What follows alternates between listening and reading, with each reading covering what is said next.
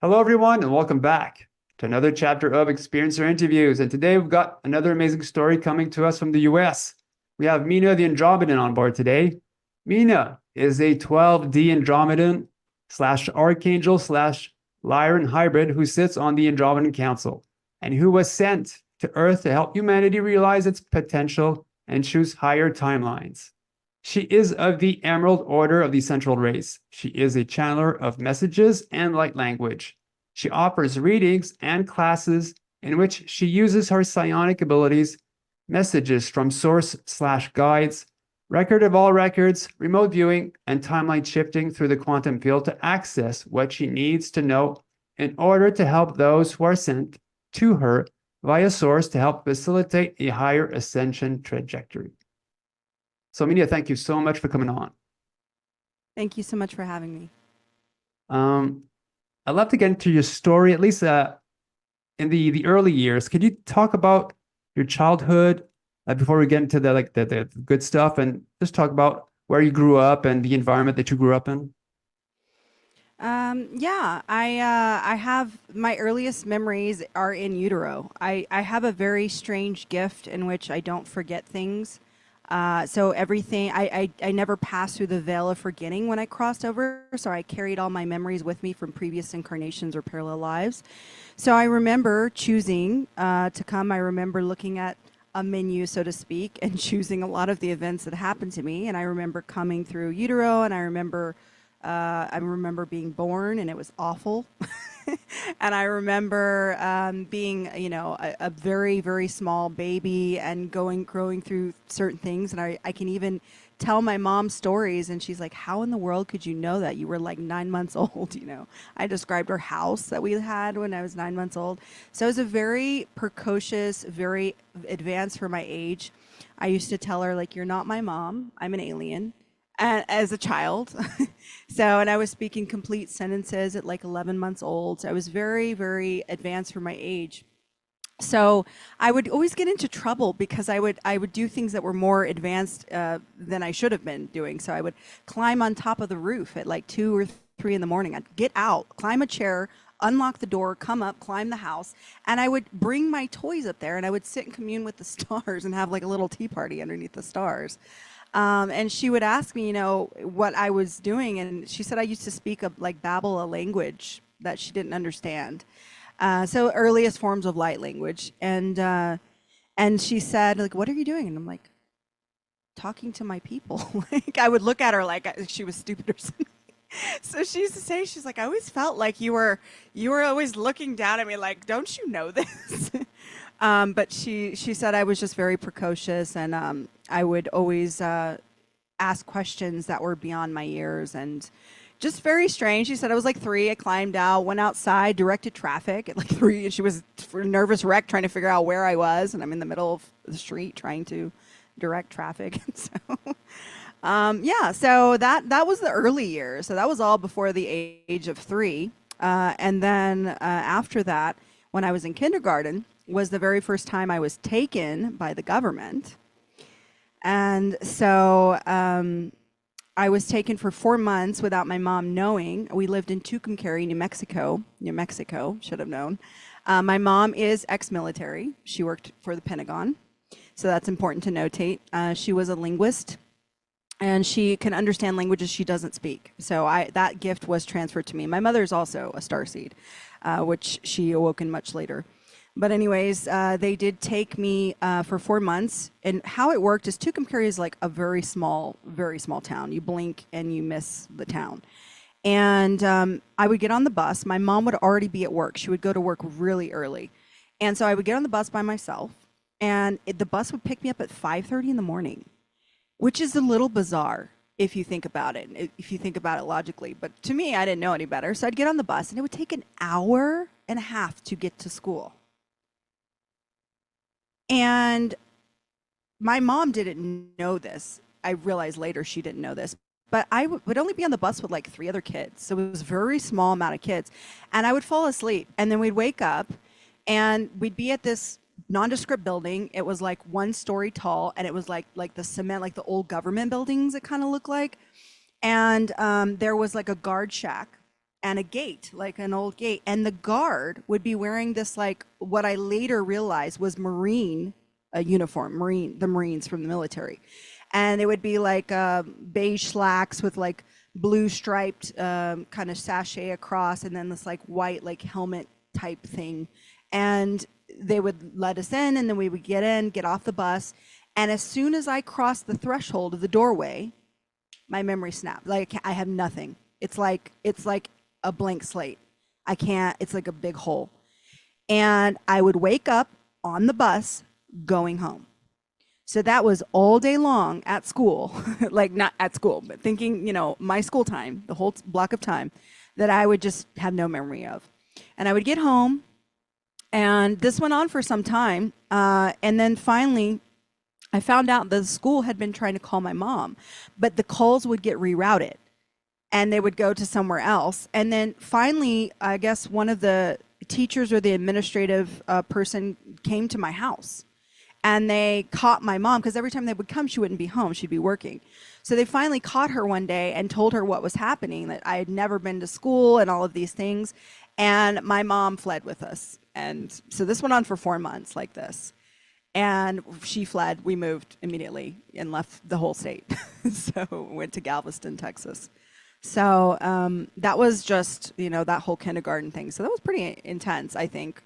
And I learned, I moved around a lot because my mom was in the military, and then she got out of the military. We still moved quite a bit. And I ended up going back to New Mexico for 5th and 6th grade and stayed all the way to 8th grade. And through that time, there was some other weird events that happened. For example, I would always get strep throat. It was very bizarre. Like, even if there was no kids that would be sick, if somebody was like a mile down the road and had it, I would suddenly get it. It was really bizarre. And then my mom got this note on the door, and it was like from the University of New Mexico Hospital. And it was like, is your child getting strep throat a lot?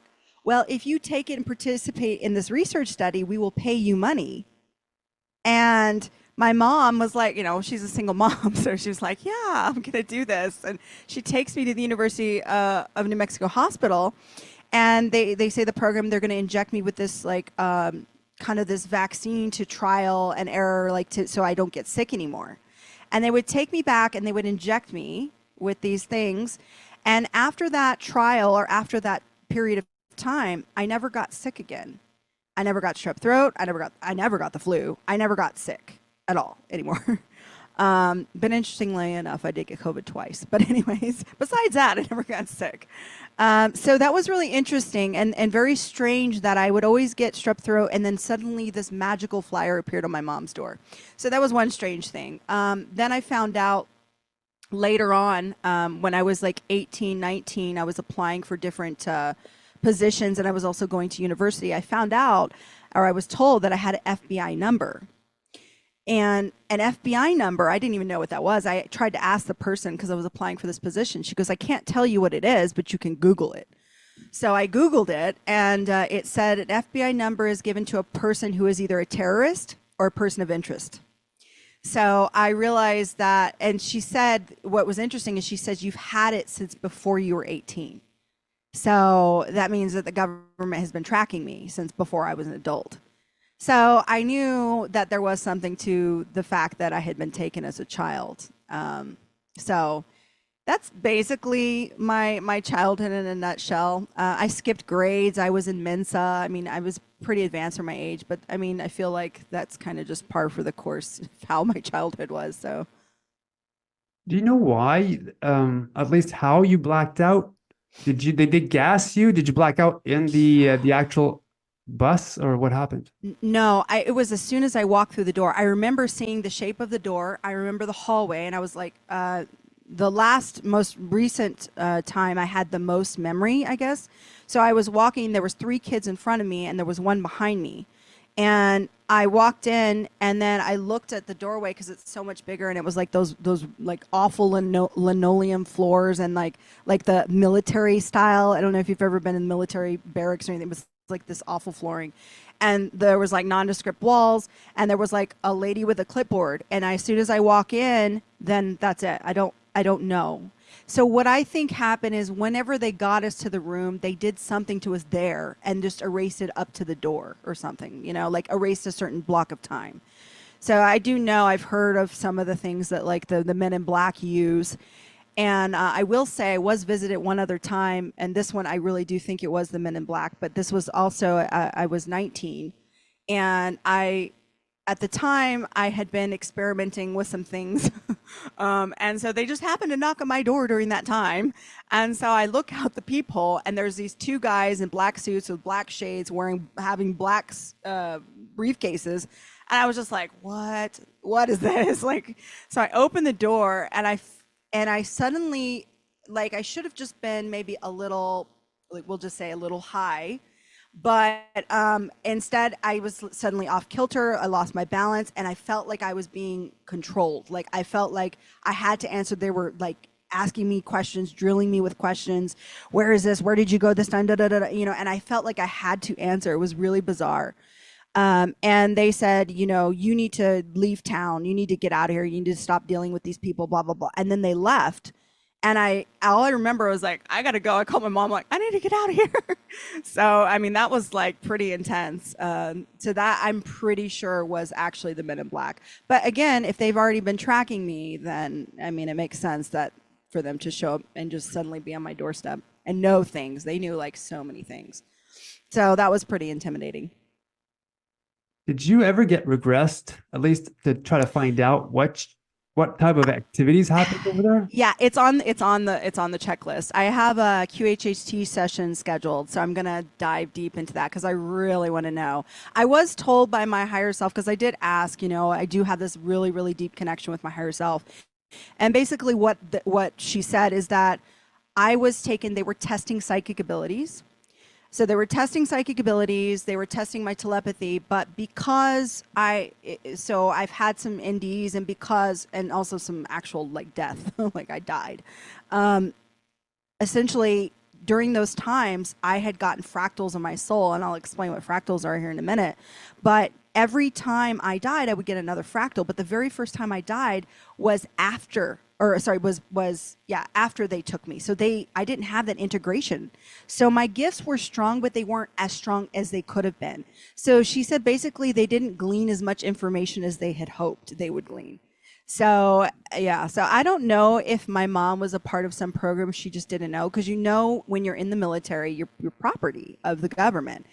And I've heard that, they do experiment, and I was told, my mom is a starseed as well, and she is very gifted. She does have psychic abilities. So, I mean, it's not a far leap to think that they were also using her, tracking her in some way. I mean, she was pregnant with me in the military. I mean, there's no telling, single parent, who knows? So. So what happened after that? So they stopped coming after you? Well, I ended up going to school, and I had changed my majors a couple times. I have several degrees, and I really like learning, and humans fascinate me. So I got a pre-med, and I was marine biology major, and then I got a biology, and then I got political science, and then East Asian studies, all these different degrees. And so I feel like I was being led. So I'm going to explain how. So I started out with marine biology, and then all of a sudden there was a hurricane and everything closed my school. And it was actually Hurricane Katrina, and it closed that whole area. So school was just like canceled indefinitely until they could rebuild that area. So I had to switch schools. And because that is a marine biology school and there isn't any others that were any locally, I had to transfer and change my major. So I switched to biology, and I did pre-med. And then so I did that, and then I got close to time for clinicals and stuff, and I was like, no, you know what? I can't deal with working with children and old people. Like, I can't stand to see them die. Like, I'll just cry all the time or something. So I switched to political science, and then suddenly I got an offer from the University of New Mexico for their national security studies program, to work, with the governmental acronyms, we'll say. And so I went to the University of New Mexico and I got like a lot of scholarships and things. And my instructors were CIA, NSA, DIA, NATO. So, and I got put in this program. I got to work with diplomats and all kinds of things and military scientists. In fact, one of my instructors was a biological nuclear warhead scientist at Los Alamos and Sandia Labs. So I had many of those as my instructors. So yeah, that was pretty interesting. And so I got 2 degrees from that university, and I was a shoo-in. I was automatic, like accepting for different acronyms. And it was very interesting. I still kept all the letters and stuff, accepting. And then actually that's how I found out that I had the FBI number. That they told me that. So Fascinating.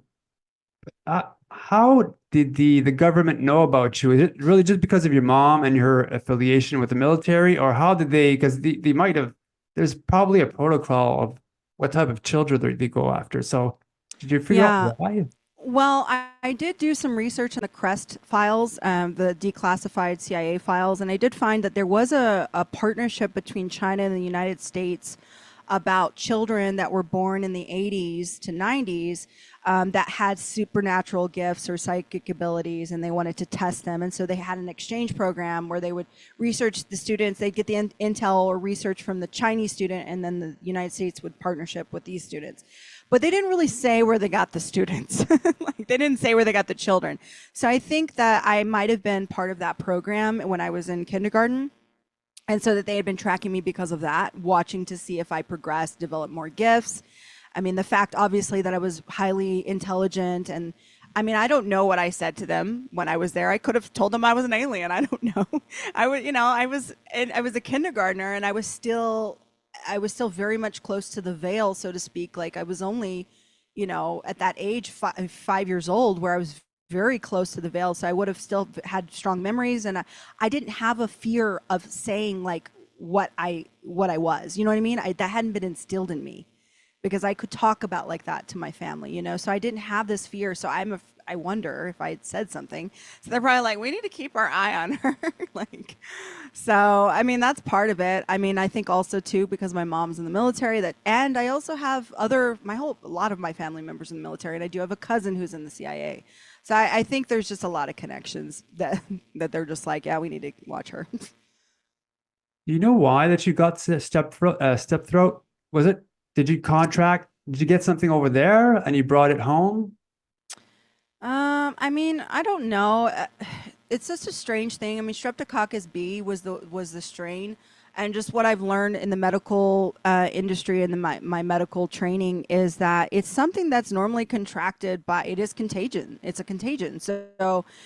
You would contract it through some either mucus or somebody sneezing on you, coughing on you. But the fact that I got it so much in such a short frame of time tells me it feels almost intentional. Like they needed to get me in that program so that they could do whatever they needed to do to me. Because what's strange about the injecting is like they wouldn't let my mom go back. So my mom didn't go back whenever they injected me, which I always thought, like now as an adult looking back on that memory, I'm like, that was bizarre. Like usually they let the parents go with the child. I mean, I was like 10 years old. So I feel like that's a little bizarre. So I mean, I don't know what they would have injected me, but it is telling that I never got sick again. So I don't know. I mean, I hear some of the super soldier stuff. I mean, I don't know. I mean, it's really hard to say. It really is. And I have had some genetic testing. I've actually did test my genes, and I went to a starseed doctor. She's somebody I trust to actually test my genetics outside of the pharmaceutical and the insurance industry, and because I wanted some real results. And I have some weird genetic anomalies, which I've always had, and my mom also has them. I have a recessive genes. It's called a Siberian gene. So essentially what that means is I can, way back in ancient days, the people that I come from lived in the Beringian Strait in between Siberia and Alaska. So I have a rare gene that I can survive in sub-zero temperatures. That's one thing. And I also have a rare, I'm immune to vaccines. So that's a really bizarre one. So, and my mom as well. So no matter how many times we get the mumps or measles vaccine or any other vaccine, it will not take. It's like we never got it. But we also don't get the disease either. Wow. So that's why I say I'm hybrid. I am hybrid genetic. So I do know that. Are you aware if you had any like markings when you got returned from Mm. the abductions? I don't think so. I didn't.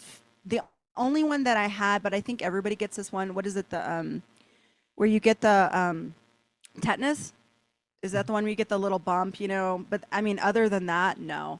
Um, I didn't have like any surgery. I didn't have any like anything other than knowing that they injected me those few times. But I didn't have any scarring or anything like that. So hopefully they didn't inject anything like crazy, or I know they didn't do any surgery, but So during the early years, you did get any like ET-ish type of events happening? yes. Well, but I feel like for those, so those were not like uncommon occurrences. So I guess that I always gloss over that because for me that isn't an uncommon thing. So it's like, oh yeah, it's like asking, oh, did you have coffee on this day? Yeah. you know. But essentially, whenever I would go up on the roof, when I would be talking to the stars, that's what I was doing. She said I'd be talking to people all the time. I would talk to Michael, the Archangel, all the time as a kid. They were always with me. It wasn't like it would be weird if they weren't with me. So as far as like extraterrestrials in the typical sense of the word, in the early years, the memories and things I talked about, like I always talk to the angels because the how it worked with the way that I incorporated those lives is it happened in a kind of linear fashion. So what I mean by that is the archangel, the mermaid, and the cetacean being were the first memories I always talked about as a kid. I remember these lives. Those are the lives I remember. So those were closest to, I guess, my memory, and those were the ones I was integrating at that time. Then when I became a teenager, I started incorporating the Lyran, and so I had memories of those, and cats were with me my entire life. And then after the Lyran, I started having what I realized later was the Speakin, which is a interdimensional being, and as well as the Procyon being, which is an actual physical being, but they come from the Procyon region. You might know them. They're kind of similar to ET. But anyways, they're highly psychic, and they have a lot of different abilities. But that was that time frame. The very last lives that I incorporated was the Andromedans. And that was the furthest from my memory if you're thinking linear, because that was my origin. So that's kind of how it worked. So most of the more like galactic experiences happened later.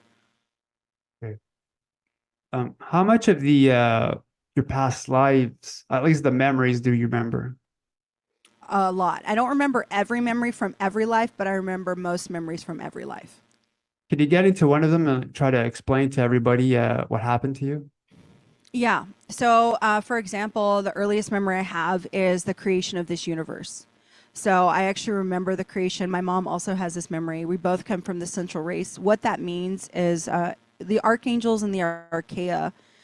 You can actually, I think there is like a book that's called the Urantia Papers. I've never read it, but my clients always tell me that it is similar to the information I share. But essentially, it talks about the 7 layers of heaven, of Havana and Oventun, and basically outside of this universe. This is only one universe of very many, and it's there's something called the Omniverse, and this is a collection of the universes that the archangels or the central race created. And every universe has a primordial or has a prime creator source, and then there is a primordial mother source that is over. So remember, it's always the microchism within the macrochism, right? We are always expanding outwards. So essentially, there's multiple collection of universes, and the archangels are in charge of creation of the universes. And this universe is actually Lord Michael, Archangel Michael's universe, which is why so many people are connected to him in this existence. And it is more of a a patriarchal universe, duality, polarity, that kind of thing. And this is the only universe that has time, and this is the last universe to ascend. And that's why there are so many different species during this time, because it's kind of all boots on the ground. So that my first memory is of the creation of this universe, and I remember many other universes too. So it was definitely an interesting experience to have as a child. That I'm like, oh, this is not the first universe. Having this conversation with my mom, where she's talking to a 3-year-old. So Yeah. How about And the then yeah, the one with the mermaids? That's yeah, I that was a very difficult one for me as a child to have because I remember being tortured for information and killed. And so I remember up until my death, and I remember like there was these like underwater kind of like, I guess the closest like human word I can say is like a submarine. It's similar. It's very advanced technology, and it was like this ancient kind of black like graphene material, graphite material, and essentially I would have, as I was a spy, and I had to go in and try and get intel on this. And the mermaids are very much a warrior race, and so when the Draconians invaded, they gave the ultimatum like submit or die, and we were like, we'll fight you to the death, and that's almost what we did. And so I remember like the color of my scales. I remember I had a not a trident. It's like a trident, but it had two kind of spikes on it, and it wasn't triangular. It was more rounded. It was more, I think, symbolic than actual for like battle. But I was kind of an advisor to the royalty of the mermaids there. So and also I guess their spy, kind of their spy master, we'll say. So I have memories of being tortured for information before I was killed of that. And I remember underground tunnels and like people trying to flee. And a lot of us were rescued by the Galactic Federation of Free Worlds and given the option to either go to Series B, which is another closest water world, or to go to Earth, which happened later when Earth became a living library. So yeah, let's talk about that. First time I heard about the living library was through Barbara Marciniak. Do you know her? She talks, well, she channels the Pleiadians, and she gets into like the wars during the early years, at least through on Earth. Well, to me at least, the living libraries like Earth in the early years with all the proto-humans, and where that's mhm. where the Dracos I think came in and tried to take control of the planet. So there was other species from outside that came in on Mhm. to Earth to battle them to try to free the planet. Yeah, So you're talking that, about the Earth Terran Wars, yeah. yeah, But before, prior to that, when everyone decided that the reason why we even needed a living library was because when the Draconians invaded, they don't come from this universe, okay, and neither does their technology. Their universe was overrun by AI. Well, they tapped into an AI sentient thing. It's not exactly the AI we have now, but we are sure getting pretty close. But anyways, they almost destroyed all organic life in their universe, and they were able to traverse through this shapely attractor, which is a astrological, not astrological, astronomy body. You can search it, and it's an entryway into the omniverse, and it's basically a giant spiral at the center of this universe, and at the center is a white hole, and that white hole is pure supernova energy. So if you have the authority and the ability, you can travel into the omniverse, and that's how they got through into our universe because they fled theirs. Now they brought this technology, and they have this prime directive of just to conquer. It's just how they are. They are very much hive-minded. They just believe that they should be the number one beings in the universe and that everything is below them.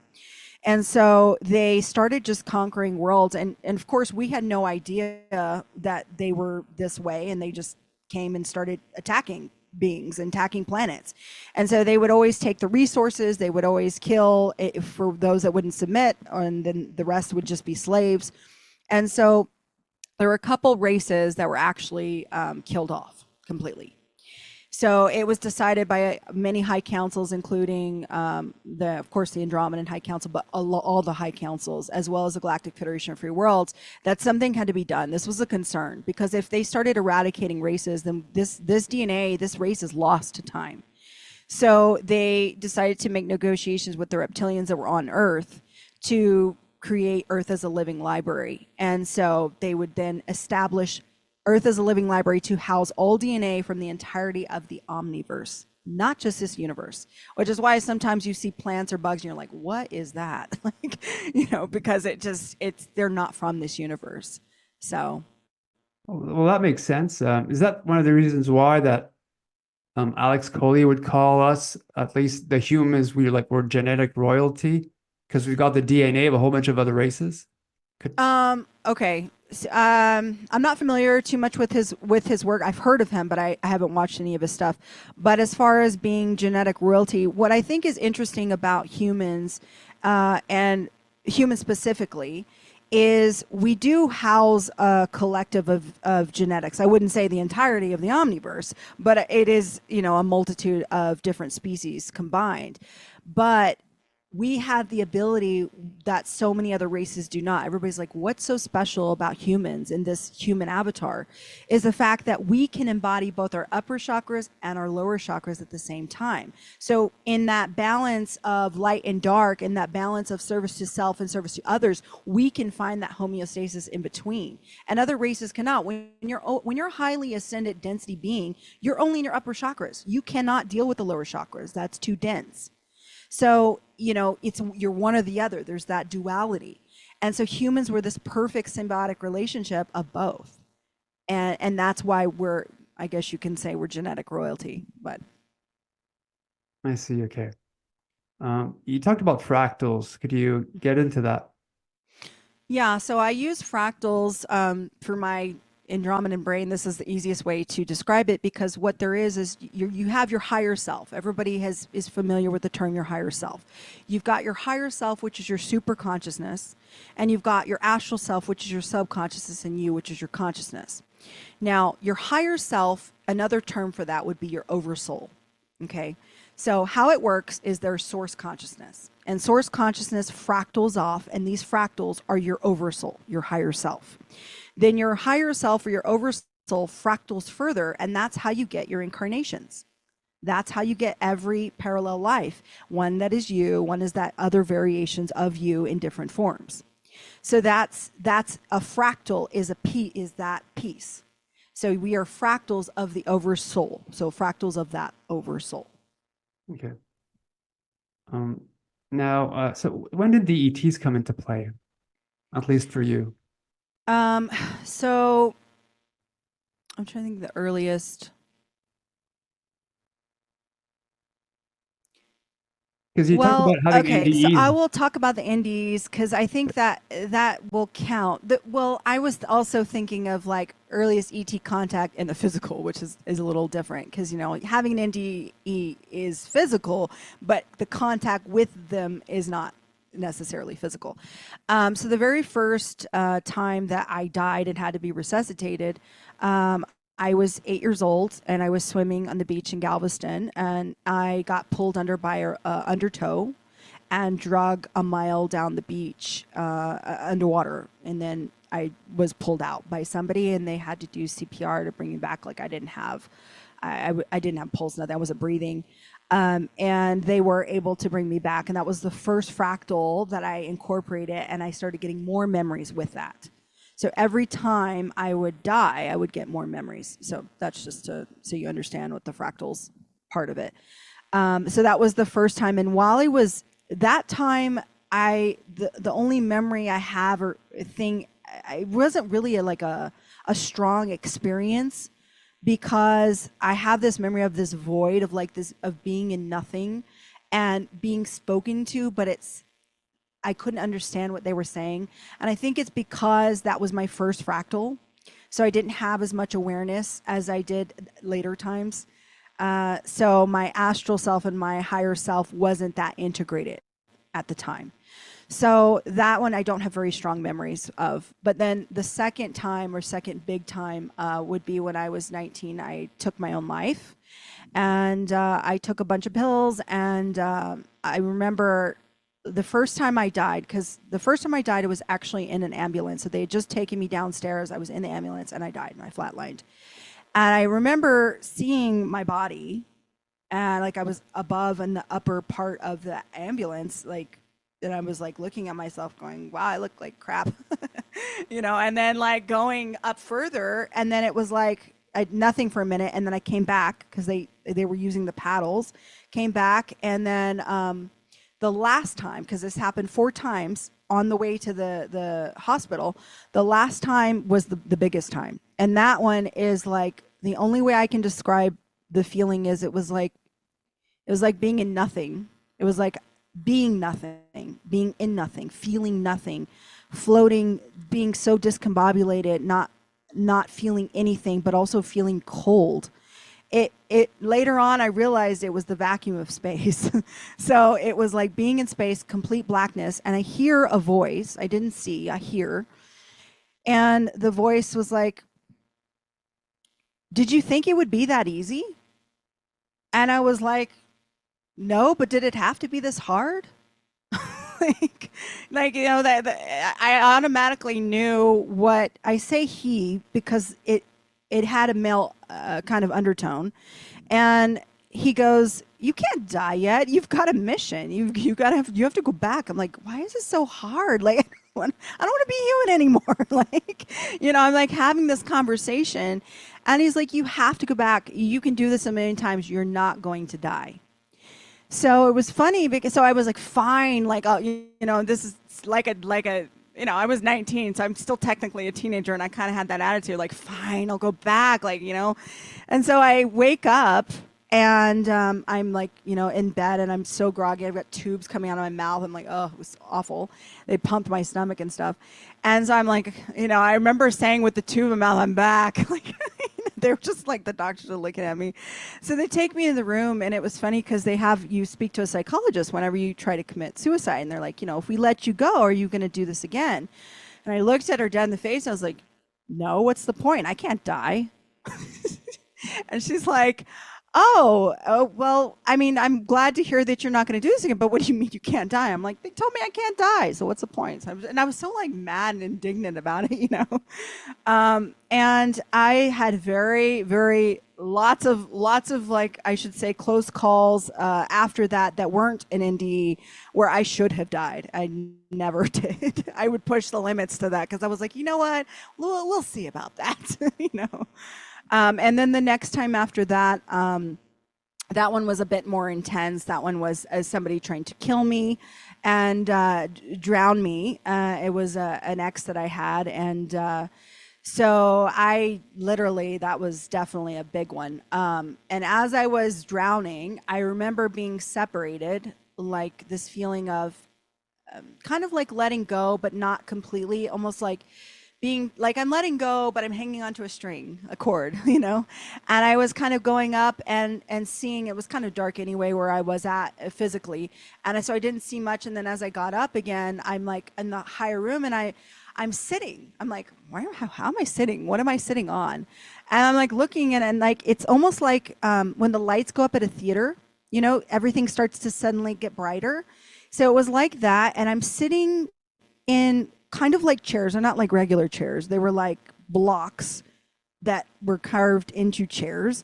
And I'm sitting in a semi kind of oval, and there's like lots of people, beings, and they looked humanoid-ish. I mean, I could see heads, and they're wearing uniforms, and the uniforms are blue. And we're all sitting there, and they're talking. And as it's like when the lights came up, so did the sound. It was like, like the sound suddenly got clearer and clearer. And I'm sitting there, just looking. And at the time, I got the feeling nobody really noticed I was there until like the sound and visual got full strength, I guess. And then all of a sudden, like it gets quiet, and then they all look at me, and I'm like, that awful feeling when you're on stage naked or something, and you have those dreams, you're like, and then all of a sudden they look at you and you're like, wait, what? And that feeling of like, oh, she's here. But it wasn't like she's here in the sense of like, she shouldn't be here, but like, how is she cognizant of being here? I don't know how to explain the feeling I got of that. Like I was aware that I was there. It was like another awareness inhabited my body. So maybe like my ET self was there and then suddenly had another awareness, which was me. And so they recognized that, and they all looked at me like something had changed about me.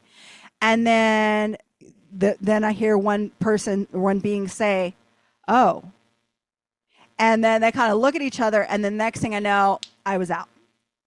And so that was really interesting. And then I would say the next time that I had been taken, where I was actually very much aware of what was going on. Now, I've had contact with the council since that event. That was my first introduction. I later realized or was told that was the council meeting. And so what was happening is my ET self, which my Andromedan self, was there, and then all of a sudden my current self, the awareness that is human, got put into that body. And so there was like a shift. And so there was like this weird kind of, everybody realized like, oh, she's not supposed to be here. And like this version of me, or, you know. So that's kind of the understanding that I got to that. But anyways, and then there was another time I was taken, and my body, my ET, my essence, that is me, it's like my human avatar shut down in the physical, actually in the physical. And all of a sudden I was in my ship and I was with my crew. And in my head, I'm thinking, where am I? What's going on? But what came out of my mouth was different. It was, why am I here? I shouldn't be here right now. And they were like, you know, something went wrong. Like we're trying to check on something. And they're like, she forgot how to play the game. And I was like, in my head, I'm thinking, what game? But what came out of my mouth, again, was not what I was thinking. It was, get me back there. And I was like in my head, and like, I feel like I say in my head, but it wasn't my head, because I'm thinking one thing and my mouth is saying something else.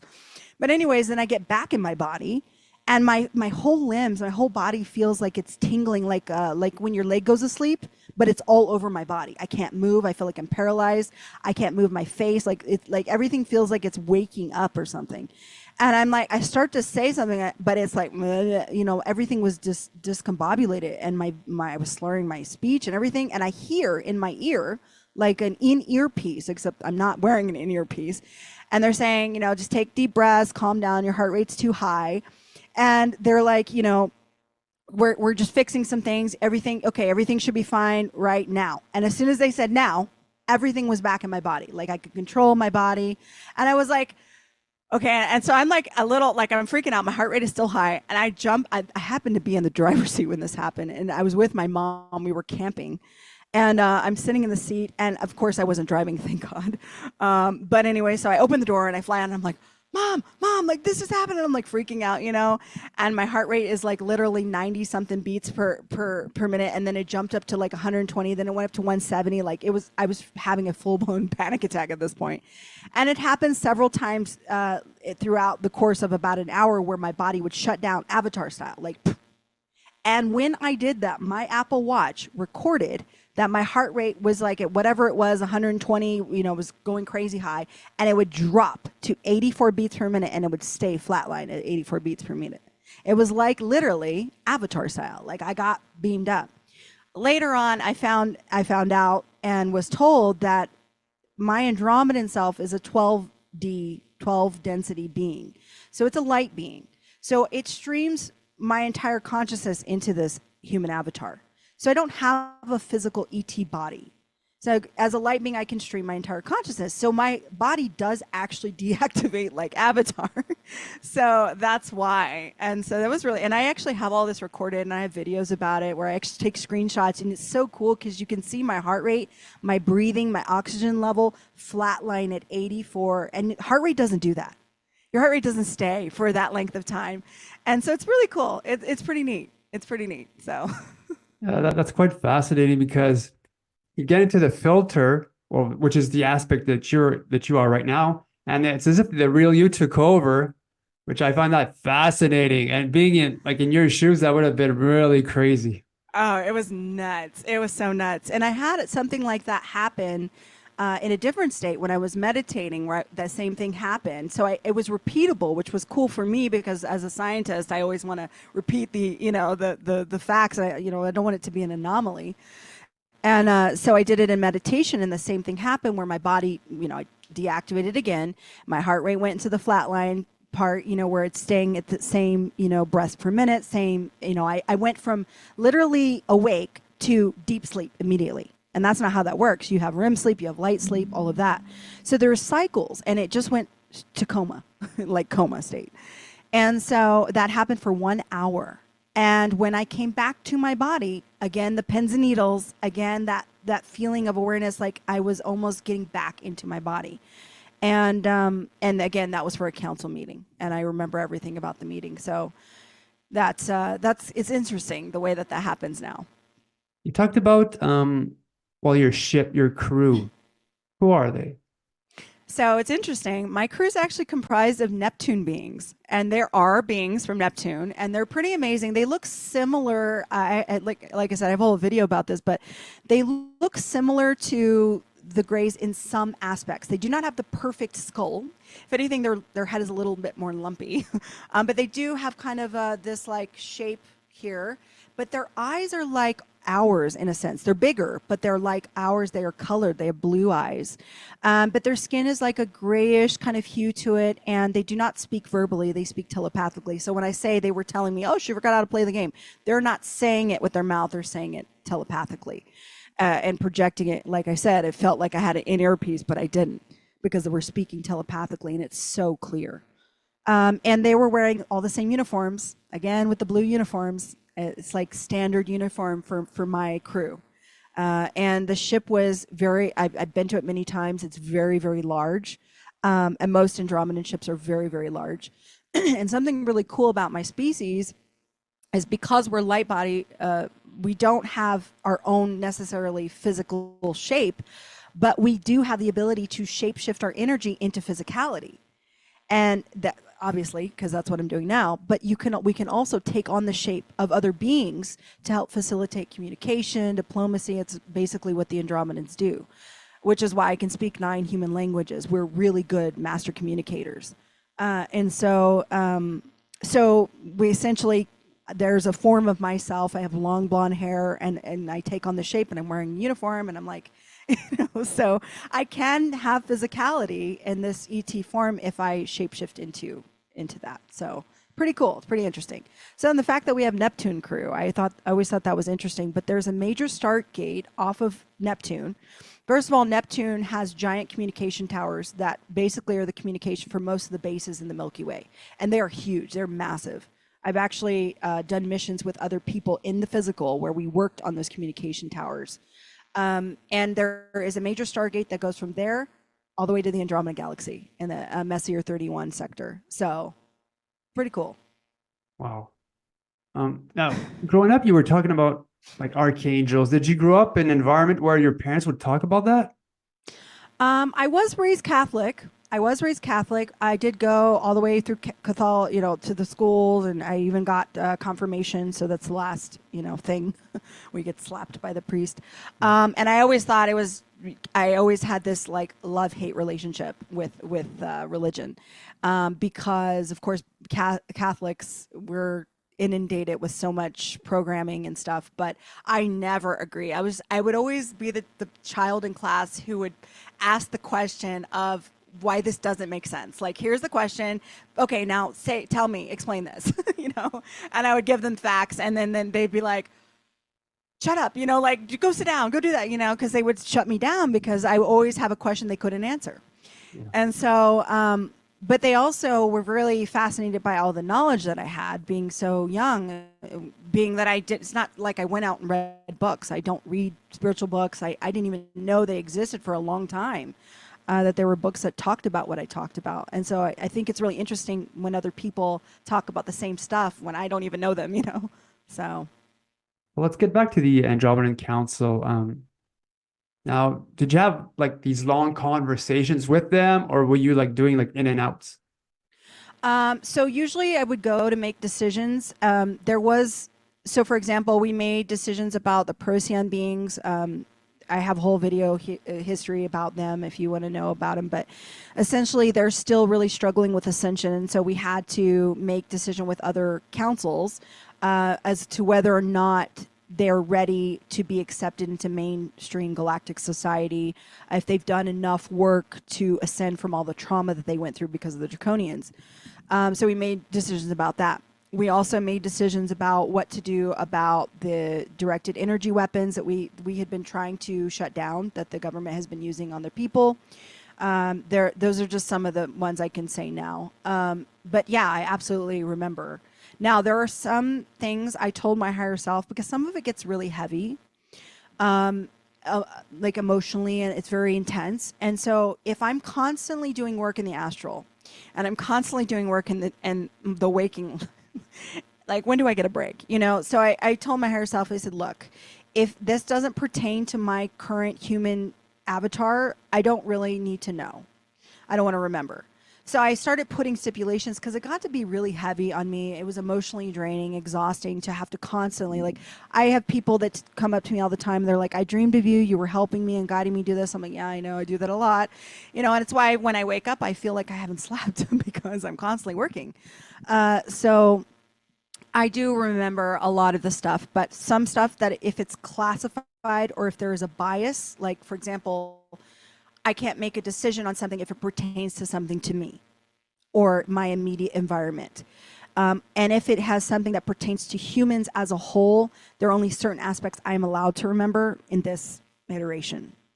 And that's just to protect me. So, Now, regarding, I've had like experiences with shadow beings. Like we brought up into that earlier on. Have you had anything like interdimensionals. similar? Hmm. Yeah. As an archangel, I can see entities. I can see interdimensional beings. I can see ghosts. I can see, not just sense, but see. So as part of the work that I do is I remove entities from people, implants. I'm a psychic surgeon.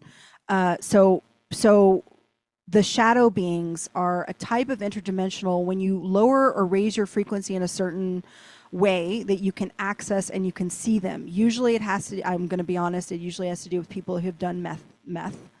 Methamphetamines is where they see the shadow people because it lowers their frequency to a state. And I say lower because it's not higher that you see is a lower frequency being. And they kind of dwell in this in between. So you can think of like frequencies, just like your radio where you have FM and AM. What happens is you're on a certain FM and you're tuning in sometimes to AM, and sometimes those frequencies will align, and then you can hear both simultaneously. Right, and that's where you get this kind of weird static. So that's basically what the shadow people are, but they really, much like certain beings that feed off of loosh, if you're familiar with loosh, that energy, that lower energy is what they feed off of, what's what they're drawn to. So that's why you get a sense of like, these are not good beings because they want your fear. They want, whatever that lower frequency emotion is that they can pull from you, because emotion is just energy plus motion. When you direct that energy in a certain motion higher, then you get high frequency emotions. When you direct it lower, you get lower frequency. Have you ever had contact with the mantids or insectoids at least? Yeah, the mantid beings are the Antarians. I actually have channeled them most recently, actually, which was a really interesting light language that came out of me. Lots of clicking and really interesting stuff. That was the first time I channeled them, but they're amazing beings. They really are. There's two different groupings of them. There is the gold mantids that wear white robes, and then there's the green mantid that wear gray robes. It's kind of like the difference of like Gandalf the white versus Gandalf the gray, a sense of density, like higher density. But they are the creators and architects of the matrices, the simulations, and the energetic spaces. What I mean by that is there are energetic spaces that we have, for example, bridges of consciousness. When you first transition, you cross over, when you die, you cross through the veil of remembrance. And that's where you get all of your memories from all your past incarnations in your higher self form. So you can then remember, they're in charge of this. They create these, okay? Then when you go to incarnate or reincarnate, you pass through the veil of forgetting, and you wipe the slate clean so you can learn and grow and do all the things you need to do. Now, the room of review, there's waypoint stations is what I call them, but some people call it the Hall of Amenti, all of these words. What they are is energetic spaces and simulations that are created by the Antarians. And there are kind of like a place in between two altered states of consciousness where you can reside to accomplish certain goals. So they also create energetic spaces for meetings, because when you have different density beings, how do they all get together? Some are non-corporeal, some are corporeal. So they create these energetic spaces where they can all house a physical shape, not physicality, but a physical shape, so they can all communicate. And these are created by the Antarians. So they are the architects of the different matrices and simulations. They're very powerful beings. They also relocate planets. It's pretty amazing. Relocate, how so? They move it physically? So what they create, they open up these energetic spaces or energetic stargates, wormholes, if you will, that relocate the planet, suck it in, and put it into another sector. So it's pretty amazing. Okay. Well, fascinating.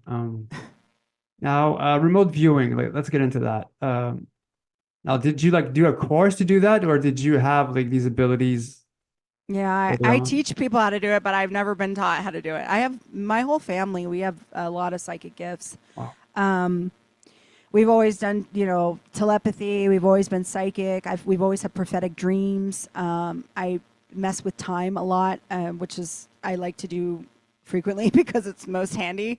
But essentially, I call it time slipping. I guess another word for it would be chronokinesis. So all of the psychokinesis gifts I have access to, all the psychic abilities.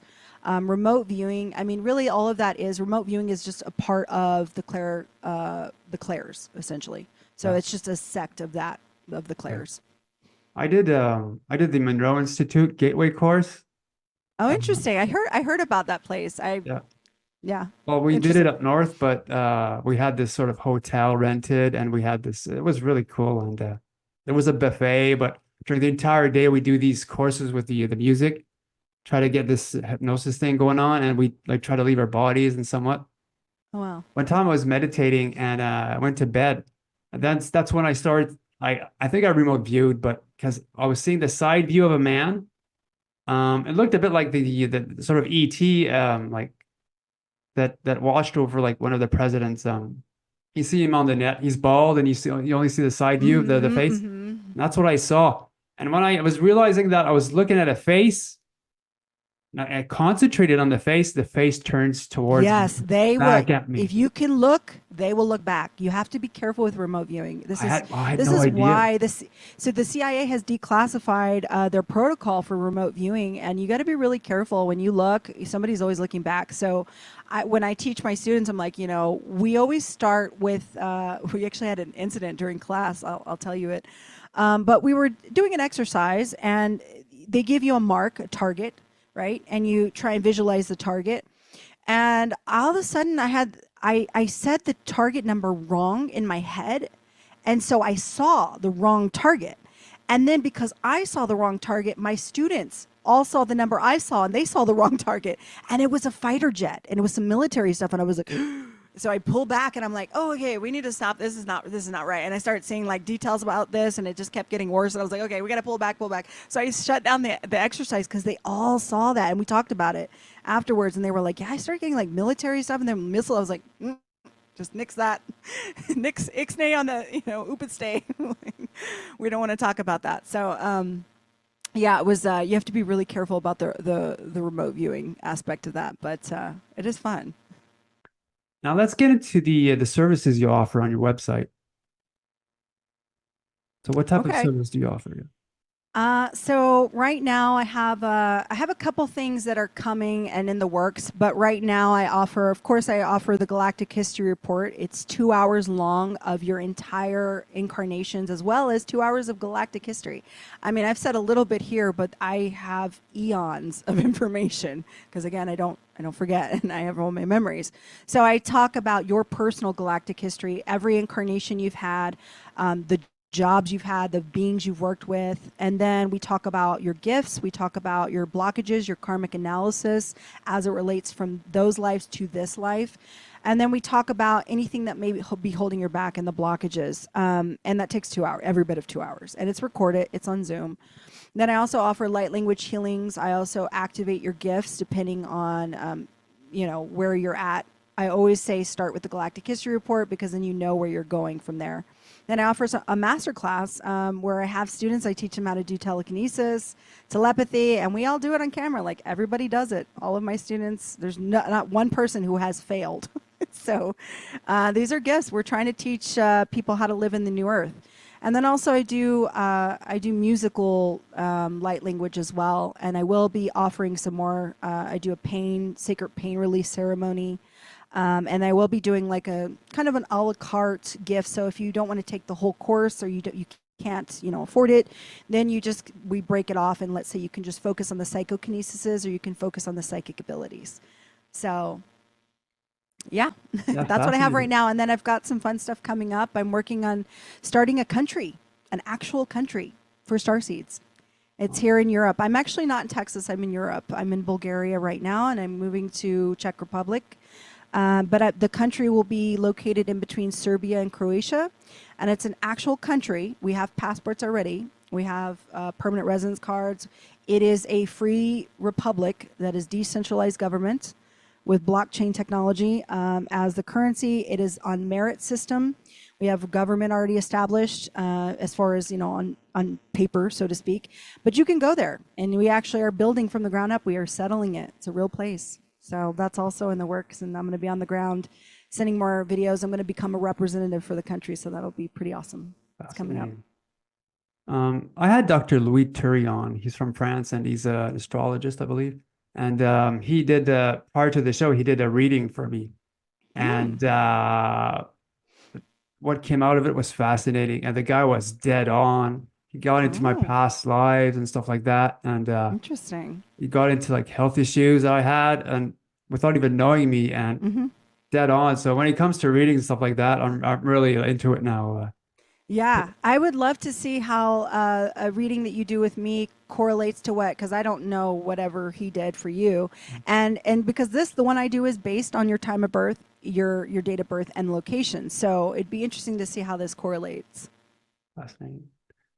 Getting back to your story, now regarding the work that you've been doing, have you ever had like dark entities showing up, try to shut you down? Yes and no. I say yes and no because as an archangel, when somebody has an entity attached to them, it will control them in the sense that it will make them feel very fearful of me, even if I've said or done nothing. They don't want to be in my presence because the archangel very much threatens them, and we have the ability to literally command them away. So literally, it's, I don't want to say like the power of Christ compels you, not like that, but essentially we can command. They don't like to be in our light, so to speak. So in some ways, they cannot psychically attack me, but they can control people to physically attack me. And so my ex that tried to drown me had an entity attached to him, and that's why he tried to kill me. And literally my entire life I've had people try to kill me. So it's very much, yeah. So it cannot affect me psychically, but it can affect me physically.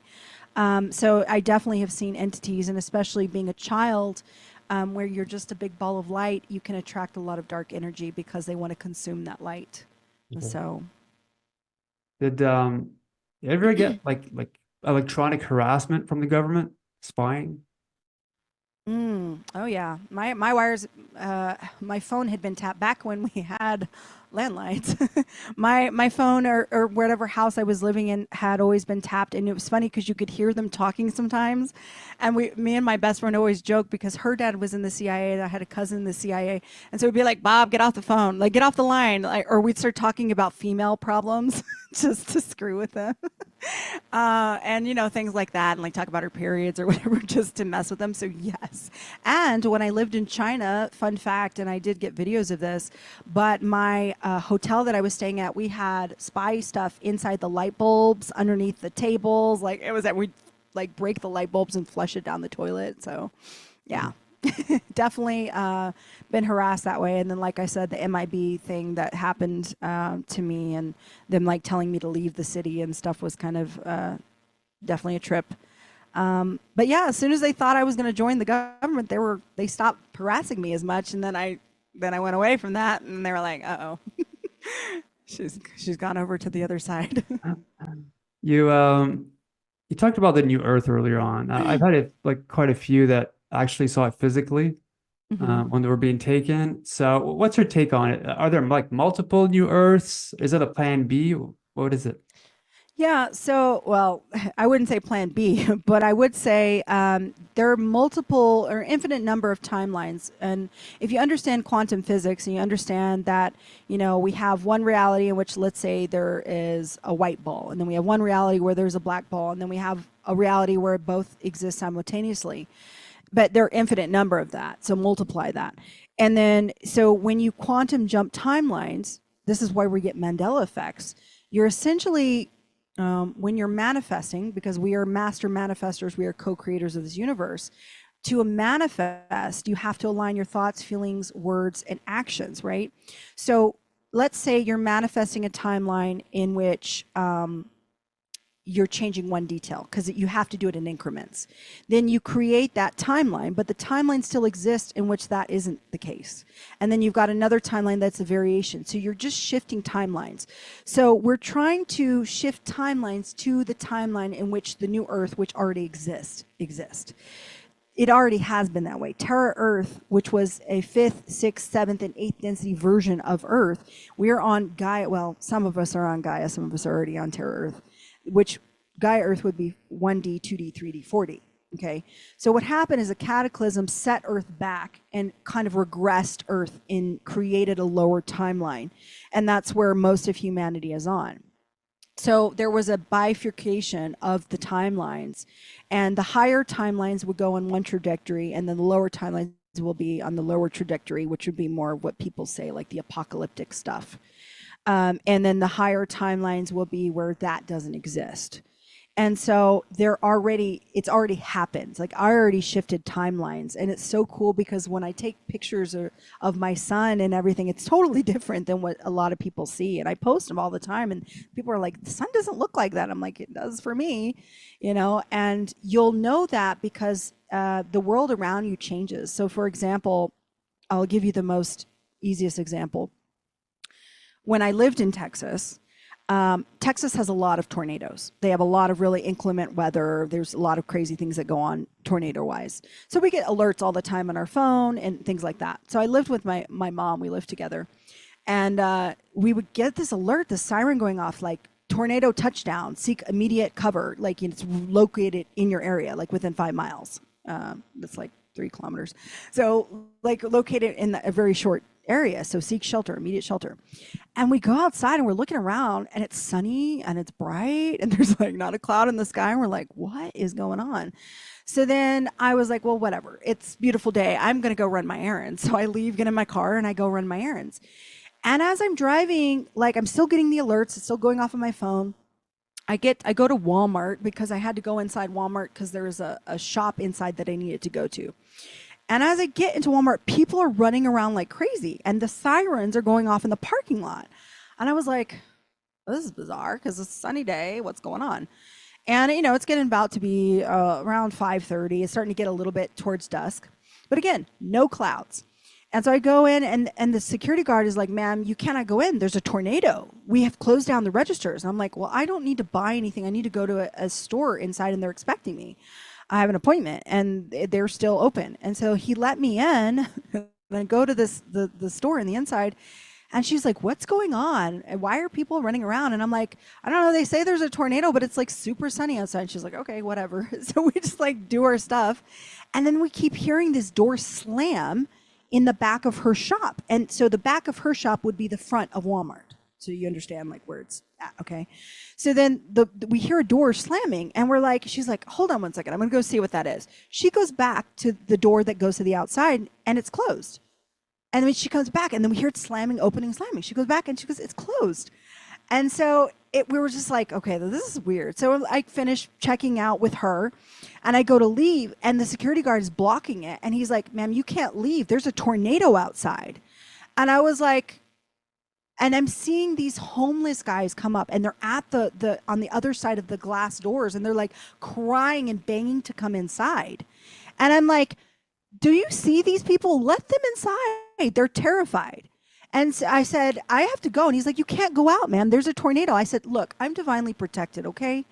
And I'm like, let me out. So they let me out, and the homeless guys come in, and they're bawling. And I'm just like, I go out, and I'm looking outside, and I see a shopping cart shoot across the front, and like it's flying with the wind, but I don't feel any wind. I go outside, I get in my car, and there's like nothing.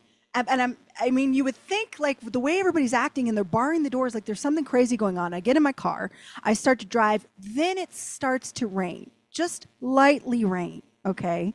And so I'm driving, and I see down power lines. I see like there's still traffic. The what do you call it? The traffic lights are out. They're blinking, flashing. There's no power. But again, it's just sprinkling. So I get on the major freeway because I live in Dallas. It's a big city. Get on the major freeway and I go to exit on my exit, and it's like an exit that gets off and then it goes under an overpass. And as I turn under the overpass, there's like 7 cars parked underneath the overpass. And they're all pulled over and they're looking at me like I'm crazy. And I'm looking at them like they're crazy because I'm stopping at the stop sign there and we're looking at each other and they're like huddled underneath this overpass like they can't drive. And so I just keep going. I get all the way to my block. My block has power. I get in, I go inside, open my garage, get inside and go talk to my mom. And I'm like, Mom, did we lose power? She's like, no. And it's just a little sprinkle. And again, we hear the sirens and I'm like, what is going on? So I realized that we can still exist, because if you understand how dimensions work, that you can exist in the same space and be of a different dimension. So the lower timelines, that was the beginning of the bifurcation of the timelines. And I could interact with them, but they weren't experiencing what I was experiencing and I wasn't experiencing what they were experiencing. So that's the earliest examples, but I'll give you some even more examples. You know how people are posting pictures of the 2 suns, 4 suns. You know, again, these are multiple timelines, and as we quantum leap, there are new Mandela effects that pop up. The biggest one that got me, and this was the biggest timeline jump that we had recently, which was back in October. There was beautiful crystalline DNA codes, and I got video of it. It looked like crystalline codes raining down on us, and I got video. It was beautiful, and so then there was a new Mandela effect, and the newest one was there's a song by Bing Crosby called "I'll Be Home for Christmas." You probably heard of it. It's a Christmas Carol. Okay, so in the song, he says, "I'll be home for Christmas. You can count on me." But the lyrics have changed now, and now it's "you can plan on me." I'm sorry, but that's not even proper English, okay? And that happened right in that big timeline jump. So that was the newest. So there's new Mandela effects happening all the time. That's a good sign. That means you're shifting, and you want to constantly be shifting, always aligning with your highest timeline. So the new Earth is the highest timeline. So we want to continue to shift humanity and shift ourselves and our environment till we get to the timeline that is in our highest timeline, which is the new Earth. So the new Earth isn't so much an exact planet that exists. It is a timeline that we're getting where an Earth exists that doesn't have all the crappy stuff that we're trying to get away from. So that's quantum physics in a nutshell. Oh, yeah, I do want a piece of that. Now, let's finish off the interview. Do you have perhaps another story you might want to share, or perhaps a closing statement to get out? Yeah. I guess what I will say is, I will say something about the solar events. I'm very sensitive to every solar flare that goes off, and literally to the second I know when my heart tells me, because I start getting short of breath, and I will look, and then all of a sudden we got a X-class flare or whatever. If you're feeling any kind of discomfort, if you're feeling like nothing's happening, if you're feeling any kind of sense of hopelessness or anything, just know that things are changing. They really are. And we're seeing the culmination of all of our hard work and effort. And so don't give up. Don't feel like, what you're doing isn't enough, or don't feel like you have to do something for it to happen. Just you being on the path and doing the inner work and doing what you're supposed to be doing as, this starseed here, you're already shifting and changing things around you. And so I just want you to know, and want your viewers to know, that you are making a difference, and to don't give up. That's beautiful. Well, thanks for coming on, Mina. It's been fun. And I'm a bit sad that you had to go through these events as a kid with the government. Like, no kid should have to go through that. But it's I guess it's one hell of a growth thing. Yeah, well, I mean, if you think about rough experiences, I will just say one more thing about that. Just understand that trauma, how do we ground ourselves as human? How do we know we're alive? It's pain. It's pain, it's suffering, it's trauma. And nothing grounds us more to this experience than going through these things. And they do shape us, but they also make us stronger. And they prepare us for all the things we have to go through later on, because this is a battle. It is a battle. It may be spiritual. Some may see it as a physical battle. Some may see it as a mental battle. Whatever the case may be, you need it to go through things to make you stronger, to make you who you are, so that you could come out on top, you know? So... Well, there's one thing I love about Chinese dramas, which I love, or they talk Oh, about... so I wanted to say Jayo, and I wanted to know if you would get that expression. Oh my God. Really? Yeah. Jayo. Well, trials, and for me, and well, they get into cultivation, stuff like that. So it's one hell of a, well, for me at least, with my life, it's been one hell of a trial so far. So, well, thanks for coming on, Mina. It's been fun. Yeah. And thank you for having me. to those watching, hope you enjoyed today's interview. I sure did. I'm your host, Mr. Great. More interviews coming up, and I'll see you guys next time. So, take care, everyone. Hello, everyone. This is Mr. Great, and thanks for watching today's episode. If you are an abductee, contactee, or experiencer, and you believe that your story could help others, please feel free to contact me through my YouTube channel email. When it comes to experiencers, the ET phenomena, and the future, remember, truth will out.